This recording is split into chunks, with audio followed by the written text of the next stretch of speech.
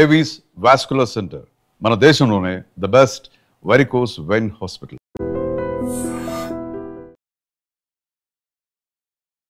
ఏం జరిగిందో తెలీదు.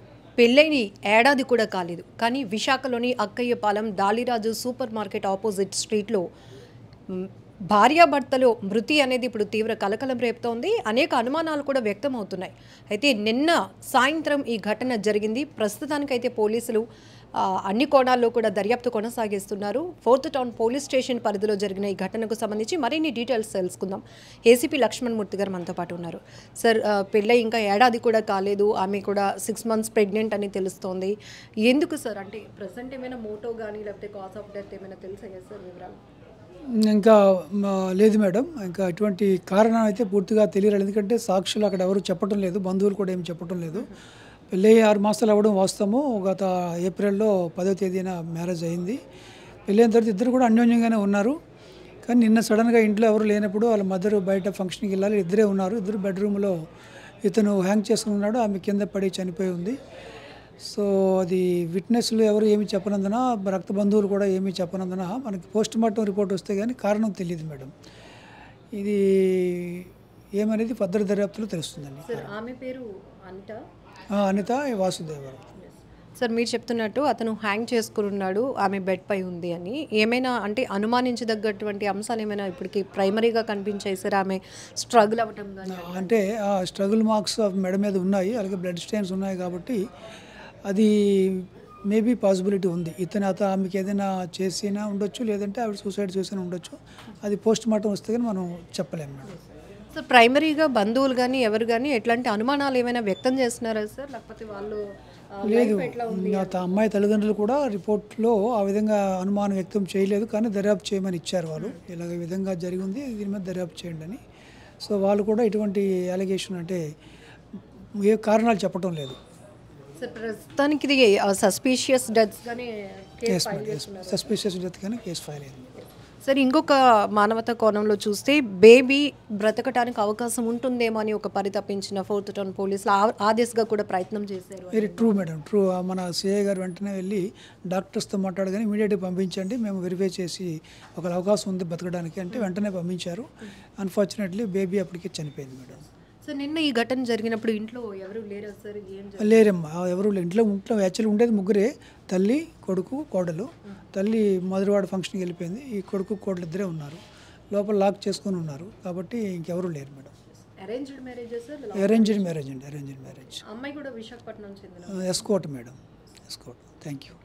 సో ప్రస్తుతానికి విశాఖ అక్కయ్యపాలెంలో జరిగిన భార్యాభర్తల మృతి అనేది పలు అనుమానాలకు తావిస్తోంది. ఎందుకంటే సంఘటనా స్థలంలో ప్రస్తుతానికి ఆ గృహంలోనైతే కనుక ఇప్పుడు మృతుడు ఎవరైతే వాసుదేవరావు, సూరిశెట్టి వాసుదేవరావు తన తల్లి భార్యతో పాటు ఉంటున్నారు. ఆ తల్లి నిన్న మధురవాడలో ఒక ఫంక్షన్ కని వెళ్ళారు. ఆ తర్వాత తనకు తోడుగా నేను ఉండాలి అని చెప్పేసి వాసుదేవరావు కూడా గర్భిణి అయినటువంటి తన భార్యతో పాటే ఉన్నారు. ఏం జరిగిందో ఏమో తెలియదు, కానీ ఆమె తిరిగి వచ్చేటప్పటికి ఎంత తలుపులు కొట్టి పిలుస్తున్నా కూడా, వాసు అనిత అని పిలుస్తున్నా కూడా పలకకపోవడంతో ఆమె చాలాసేపు కూడా తలుపులు బాది ప్రయత్నం చేసింది. అప్పుడు ఇమ్మీడియట్గా సమీపంగా ఉన్నటువంటి బంధువులకు ఫోన్ చేసి అనిత, వాసు లోపల గెడపెట్టుకున్నారు, మా పిలుస్తుంటే పలకట్లేదు, నాకు భయం వేస్తోంది, కాళ్ళు చేతులు వణికిపోతున్నాయి అంటూ బంధువులకు కాల్ చేస్తే సమీపంలో ఉన్నటువంటి వాళ్ళు కూడా వచ్చి ఒక రుబ్బురాళ్ళతో దాన్ని ఆ తలుపులు బద్దలు కొట్టి చూసేటప్పటికి అతను హ్యాంగ్ చేసుకొని ఆత్మహత్య చేసుకున్నట్టు ఆమె బెడ్ పైన ఉంది. మరొక బాధాకరమైన విషయం ఏంటంటే అనిత 6 నెలల గర్భిణి.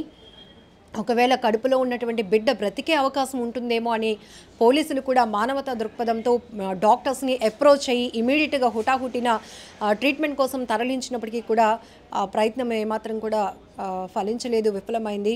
కడుపులో ఉన్న బేబీ కూడా చనిపోవడం జరిగింది. ఇక్కడ కారణం ఏంటి అనేది ఇప్పుడు ప్రైమరీగా ఎవరు ఎటువంటి అనుమానాలు వ్యక్తం చేయట్లేదు. కాబట్టి పోలీసులే ఆమె మృతదేహంపై ఉన్నటువంటి కొన్ని అనుమానాల దృష్ట్యా ఏదైనా జరిగి ఉంటుంది అనే కోణంలో అనుమానాస్పద మృతిగానే కేసుని దర్యాప్తు కొనసాగిస్తున్నామని చెప్తున్నారు. ఏది ఏమైనప్పటికీ కూడా ఒకవేళ అనుమానంతో ఏదైనా ఇలాంటి ఈ ఘటనకు దారి తీసినా కూడా ముగ్గురు ప్రాణాలు, ఎందుకంటే అక్కడ భార్యాభర్తలు ఇద్దరితో పాటు కడుపులో ఉన్న బిడ్డ కూడా చనిపోయినటువంటి దుర్ఘటన చాలా బాధాకరం.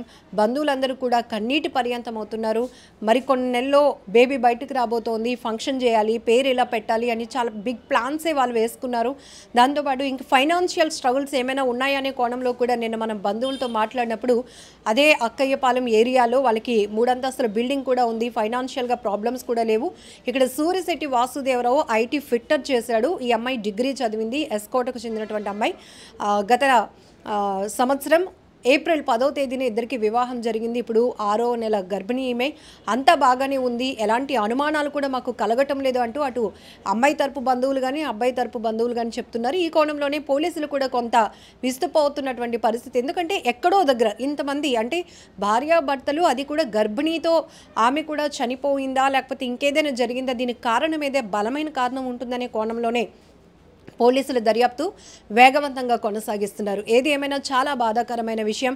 ఇంకా ప్రపంచాన్ని కూడా చూడలేదు, ఆ బిడ్డ కన్ను కూడా తెరవలేనటువంటి పరిస్థితిలోనే కడుపులో ఉంటుండగానే తను ప్రాణాలు పోగొట్టుకోవడమే కాదు, అమ్మా నాన్న కూడా ప్రాణాలు పోయాయి. మరొక వైపు కొన్ని గంటల పాటు ఆ బిడ్డ బ్రతుకుతుందేమో, బ్రతికే అవకాశం ఉంటుందా అనే చర్చ కూడా తీవ్రంగా జరిగింది. మానవతా కోణంలో అనేక మంది ఆ బిడ్డ బ్రతికితే బాగున్ను, అయ్యో ఎవరైనా పెంచుకోవచ్చు అనే ఆలోచనతో కూడా నిన్న అక్కడ పెద్ద ఎత్తున సంఘటన స్థలంలోని డిస్కషన్ కూడా జరిగినటువంటి పరిస్థితి.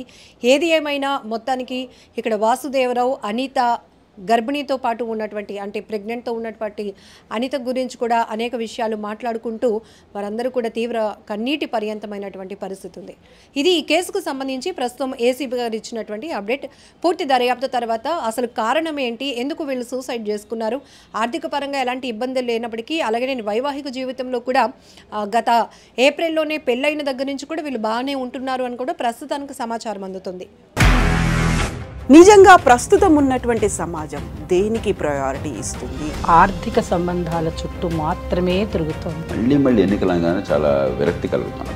మంచి అనిపిస్తుంది కదా, లేడీస్ కూడా ఛాలెంజింగ్ జాబ్స్ చేసినప్పుడు చాలా బాగుంటది. ట్రాఫిక్ అసిస్టెంట్స్ గా నియమించిన ట్రాన్స్జెండర్స్ అందరితో సాల్యూట్ చేయించుకుంటున్నారు. ఫుడ్ డెలివరీ ఇవ్వటానికి వెళ్ళినటువంటి డెలివరీ బాయ్ అనిల్ పై కళ్ళ ముందు